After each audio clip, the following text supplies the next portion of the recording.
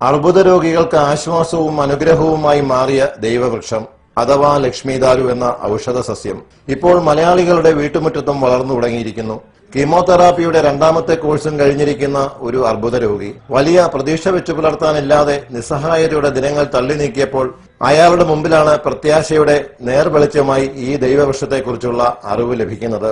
ഈ ഔഷധ സസ്യത്തിന്റെ ഇലകൾ ഉപയോഗിച്ചുള്ള പരീക്ഷണം കീമോതെറാപ്പിക്ക് വിധേയനായതുകൊണ്ട് സംഭവിച്ച മുടികൊഴിച്ചിൽ പൂർണ്ണമായും നിലച്ചു.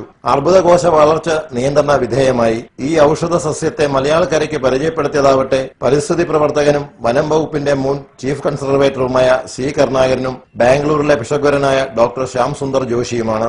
ആഫ്രിക്കയാണ് ഈ ദൈവവൃക്ഷത്തിന്റെ ജന്മദേശം. സൈമറുബേസി സസ്യകുടുംബത്തിൽപ്പെട്ട ഈ ഔഷധ ചെടിയുടെ ശാസ്ത്രീയ നാമം സൈമറൂമ ഗ്ലോക്ക എന്നാണ്. പ്രായപൂർത്തിയായ ചെടിയുടെ ഇലകൾ ഉണക്കിയ ശേഷം അതിട്ട് വെള്ളം തിളപ്പിച്ചാറ്റി കുടിച്ചാൽ അർബുദ രോഗികൾക്ക് ആശാവഹമായ പുരോഗതി ഉണ്ടാകുമെന്നാണ് ഈ ചെടിയുടെ വിതരണക്കാർ പറയുന്നത്.